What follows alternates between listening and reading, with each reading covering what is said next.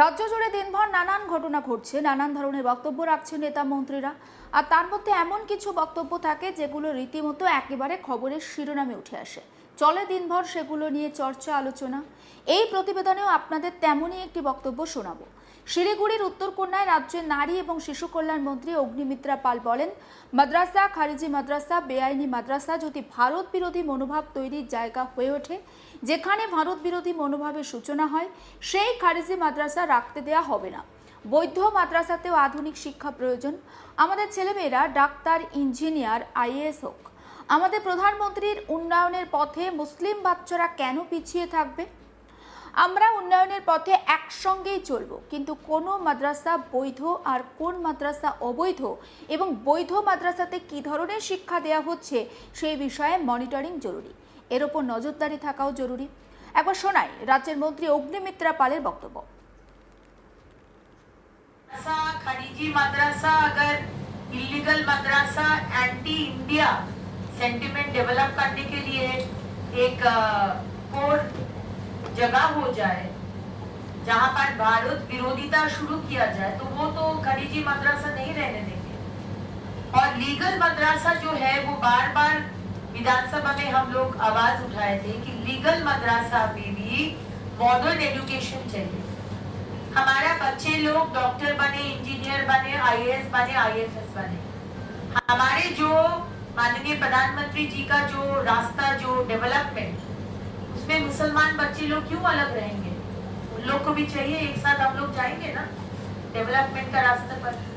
तो डेफिनेटली ये सेंसर जरूरी है, कौन लीगल मदरसा है, कौन इलीगल है, कौन लीगल मदरसा में भी किस तरह का एजुकेशन दिया जा रहा है, इसका एक मॉनिटरिंग होना चाहिए।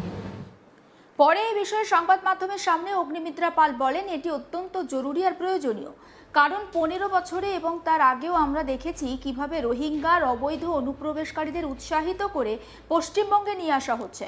আমরা সাদালের মতো জিহাদিদেরও দেখেছি, যে একটি অবৈধ মাদ্রাসায় আশ্রয় নিয়ে থাকতো। সে 3 বার ভোটও দিয়েছিল, আমরা তার ভোটার কার্ডও দেখেছি। আমরা চাই না যে এই অবৈধ মাদ্রাসাগুলো জিহাদিদের নিরাপদ আস্তানায় পরিণত হোক। আমরা চাই আমাদের মুসলিম সন্তানরাও এই উন্নয়ন যাত্রায় সামিল হোক, যা প্রধানমন্ত্রী এবং মুখ্যমন্ত্রীর নেতৃত্বে এগিয়ে চলেছে। এমনকি বৈধ মাদ্রাসাগুলোতেও আমরা আধুনিক শিক্ষার প্রচলন করতে চাই। মুসলিম ছেলেমেয়েরা ডাক্তার, ইঞ্জিনিয়ার, আইএএস অফিসার, বিজ্ঞানী বা আইএফএস অফিসার হয়ে উঠুক, এটাই তো আমাদের কাম্য।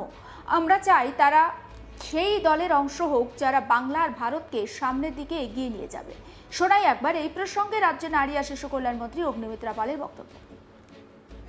Required, very much necessary, because previously in the last 15 years and before that also, last 34 years, we had seen that how Rohingyas and illegal infiltrators were encouraged and brought into West Bengal. We have seen terrorists like Shad Ali, who used to stay in a illegal madrasa, took refuge in a illegal madrasa, was a terrorist, and 3 times he had given vote. We saw his voter card. So we don't want Bengal to be a safe haven for these terrorists in these illegal madrasas. We want our children who are Muslim to be part of our the journey that we are taking under the leadership of Honorable Prime Minister and Honorable Chief Minister for development. Even for a legal madrasa, we want modern education to be given. Muslim children, whether female or male, should become doctors, engineers, IAS, scientists, IFS. We want them to be part of this team, who will take Bengal and India forward. এর আগে BJP সাংসদ জ্যোতির্ময় সিং মাহাতোকে বলতে শোনা যায়, মাদ্রাসার প্রয়োজনই নেই রাজ্যে, পশ্চিমবঙ্গে মাদ্রাসা তুলে দেওয়া উচিত। আর এর প্রয়োজন বাংলাদেশে থাকতে পারে, কিন্তু আমাদের রাজ্যে নেই মাদ্রাসার প্রয়োজন। একবার শোনাই বিজেপি সাংসদ জ্যোতির্ময় সিং মাহাতো মাদ্রাসা প্রসঙ্গে ঠিক কি বলেছেন সেই বক্তব্য। আমি এই নির্দেশিকাকে আমি সাধুবাদ জানাই। গভর্নমেন্টের যে স্টেপ খুব ভালো উদ্যোগ, কারণ বিজেপি সরকার না এলে মনে হয় এরকম উদ্যোগ নেওয়া যেত না। মাদ্রাসার প্রয়োজন কী আছে সেটা আমি বুঝতে পারছি না। মাদ্রাসাতে কি হয়? ডাক্তার, ইঞ্জিনিয়ার কি তৈরি হয়? সায়েন্টিস্ট তৈরি হয়, ওখানে মোল্লা তৈরি হয়। আমার মনে হয় মাদ্রাসা বন্ধ করে দেওয়া উচিত। স্কুল কলেজ যে পঠন পাঠন ভারতীয় কালচারে, ভারতীয় সংস্কৃতিতে দীর্ঘদিন থেকে আমাদের যে অতীতের যে শিক্ষা ব্যবস্থা, সেই শিক্ষা ব্যবস্থায় যেরকম চলছিল সেরকমই হওয়া উচিত। এটার আমার মনে হয় না প্রয়োজন আছে। তবু বাকিটা রাজ্য সরকারের বিষয়, রাজ্য সরকার দেখবে। তবে যে তদন্ত করাচ্ছে সেটা হওয়া উচিত এবং দ্রুত গতিতে হওয়া উচিত। আপনি কি মনে করেন যে এক্সট্রিমিস্ট গ্রুপ সেখান থেকেই ফ্লারিশ করে, তাদেরকে তৈরি করা হয় সেখানে? দেখুন, সেটা তো ইনভেস্টিগেশন চলছে। তবে অধিকাংশ যতজন ধরা পড়ে বিভিন্ন জায়গায়, তার মূল খুঁটিটা ওখানেই পাওয়া যায়। সেই জন্য কি আছে, ওখানে যারা পঠন পাঠন করে কি করে, আমি এখনই একটা ভিডিও দেখছিলাম, ভারত মাতা কি জয় বলতে বলছে বাচ্চাটাকে, সে বলতে চাই না, বলে এটা বলবো না। বন্দে মাতরম বলতে বললে সেটা বলবো না। তাহলে কি শিক্ষা দেওয়া হয় ওখানে? এটা তুলে দেওয়া উচিত। 3টে দাবি আছে মাদ্রাসা সংক্রান্ত। একটা হচ্ছে বৈধ মাদ্রাসা থাকুক, খারিজি মাদ্রাসাগুলো বন্ধ হয়ে যায়, যেগুলো প্রাইভেট ইনভেস্টমেন্ট আসে সেখান থেকে। মাদ্রাসার প্রয়োজন। দ্বিতীয় হচ্ছে একটা কথা হয়, আপনি যেটা বললেন সব মাদ্রাসা তুলে দেওয়া হোক। আর থার্ড হচ্ছে এই মাদ্রাসাগুলোকে সিবিএসসি, আইসিএসসি বা বেঙ্গল বোর্ডের আন্ডারে আনা হোক। মাদ্রাসার প্রয়োজনেই নেই। আমি ব্যক্তিগতভাবে বলছি মাদ্রাসা তুলে দেওয়া উচিত। মাদ্রাসার থেকে কি তৈরি হয় সবাই জানে।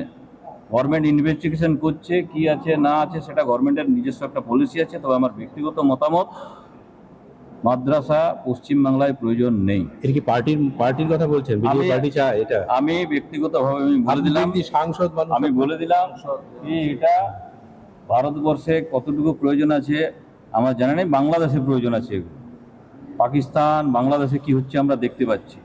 সেই জন্য বলছি এটার প্রয়োজন নেই আমাদের এখানে। আর ইনভেস্টিগেশন যা করছে এটাকে ওয়েলকাম জানাই। খুব দ্রুত গতিতে তদন্ত হোক, আর এর কি আছে না আছে সেটা একদম পুরো নিখুঁত আসা উচিত।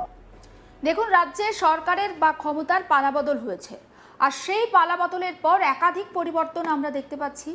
আমাদের রাজ্যে একাধিক মাদ্রাসা রয়েছে, আমরা জানি। সেই মাদ্রাসাগুলোতে ঠিক কী শিক্ষা দেওয়া হচ্ছে, রাজ্যে কতগুলো বৈধ মাদ্রাসা রয়েছে, কতগুলো অবৈধ মাদ্রাসা রয়েছে, এই সমস্ত খুঁটিনাটি এবারে খতিয়ে দেখতে চাইছে রাজ্যের বর্তমান সরকার। আর তার জন্য ইতিমধ্যে সমস্ত রাজ্যের জেলা শাসকদের কাছে একটা নির্দেশিকা পাঠানো হয়েছে নবান্নের তরফে। আর সেই নির্দেশিকায় একটা নির্দিষ্ট গাইডলাইন আর একটা ডেডলাইনও দেওয়া হয়েছে। বলা হয়েছে আগামী 5 তারিখের মধ্যে কিন্তু সমস্ত মাদ্রাসা, রাজ্যের সমস্ত মাদ্রাসার যে সমস্ত খুঁটিনাটি সবগুলো রাজ্য সরকার বা নবান্নকে জানাতে হবে। কোন মাদ্রাসা বা কতগুলো মাদ্রাসা রাজ্যে বৈধ রয়েছে, কতগুলো মাদ্রাসা রাজ্যে অবৈধ রয়েছে, সমস্ত বিষয়টা কিন্তু জানতে চাওয়া হয়েছে জেলা শাসকদের কাছ থেকে। ইতিমধ্যে আপনাদেরকে বলেছি যে জেলা শাসকদের কাছে একটা গাইডলাইনও পাঠিয়ে দেওয়া হয়েছে নবান্নের তরফ থেকে। সমস্ত আপডেট এইভাবে আপনাদের কাছে পৌঁছে দেব। নজর রাখুন আজ তাক বাংলায়, সাবস্ক্রাইব করতে ভুলবেন না।